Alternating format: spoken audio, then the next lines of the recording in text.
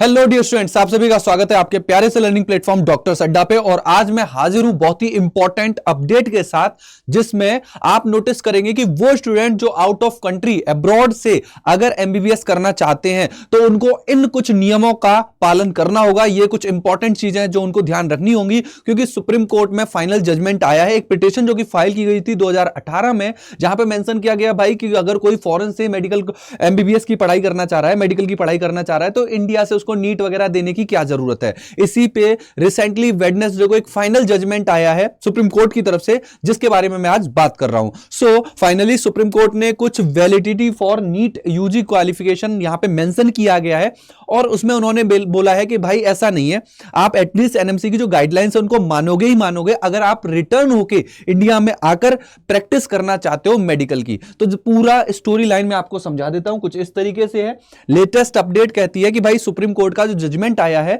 जो कि आपके अब्रॉड से एमबीबीएस करने के रेस्पेक्ट में है, तो इसकी पूरी स्टोरी कुछ ऐसी थी कि 2018 में जैसे बताया कि पिटीशन फाइल की गई कि वो बच्चे जो अगर फॉरेन से एमबीबीएस करना चाहते हो तो फिर उन्हें नीट एग्जाम क्वालिफाई करने की जरूरत क्यों है, why do you need to qualify MBBS. But इस पे फाइनली जो अपडेट आया, सुप्रीम कोर्ट ने अभी रिसेंटली वेडनेसडे को बोला कि भाई नहीं, ऐसा बिल्कुल भी नहीं है। You have to follow all the NMC guideline, जो एनएमसी की गाइडलाइंस हैं कि आप इंडिया में अगर प्रैक्टिस करना चाहते हो, मेडिकल की प्रैक्टिस करना चाहते हो, तो जो भी एनएमसी की गाइडलाइंस हैं उनको आपको फॉलो करना होगा। और फाइनली उन्होंने कुछ रूल भी मेंशन किया कि ये एटलीस्ट चीजें कंपलसरी है। फॉर एग्जाम्पल कि आपका एटलीस्ट नीट एग्जाम क्वालिफाई होना चाहिए। बहुत ही इंपॉर्टेंट, पूरी इस वीडियो की बहुत ही इंपॉर्टेंट लाइन है ये कि आपको नीट एग्जाम को एटलीस्ट क्वालिफाई करना है अगर आप फॉरेन से भी अगर आप एमबीबीएस करने जा रहे हो। एटलीस्ट आपको पता है ना कि जब हम नीट का एग्जाम देते हैं तो क्वालिफाई आता है ना। कुछ लोग जो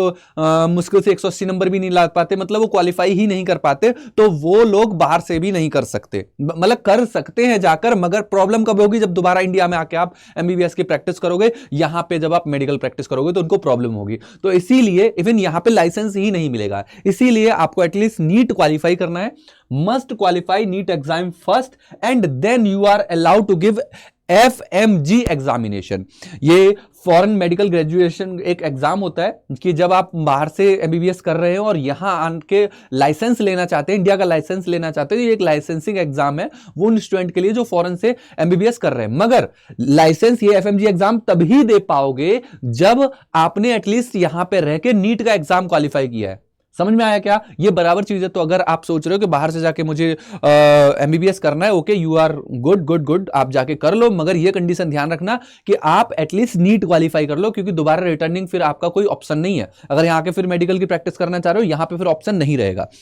और दूसरा इंपॉर्टेंट चीज कि वहां पे जहां भी आप एमबीबीएस करना चाह रहे हो तो सारी चीजें डिटेल में एनालाइज कर लो कि उनका कोर्स वर्क कैसा है, क्या कोर्स वर्क है। एटलीस्ट मिनिमम ढाई करीब करीब 4.5 साल का कोर्स वर्क होना चाहिए उनका एटलीस्ट, राइट। 54 जो मंथ्स है इतने का उनका कोर्स वर्क होना चाहिए, प्लस उसी के साथ साथ 1 साल की आपने वहां इंटर्नशिप की हो।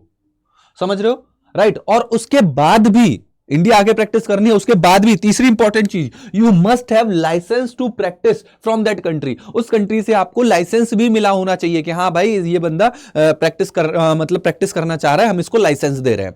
उस लाइसेंस के मिलने के बाद ये सारी चीजें जब आपकी होंगी, तब आप इंडिया आके FMG एग्जामिनेशन दोगे, जो इंडियन लाइसेंस कहीं ना कहीं प्रोवाइड करती है कि आप इंडिया में प्रैक्टिस अब कर सकते हो। Then you are allowed to do medical practice in India.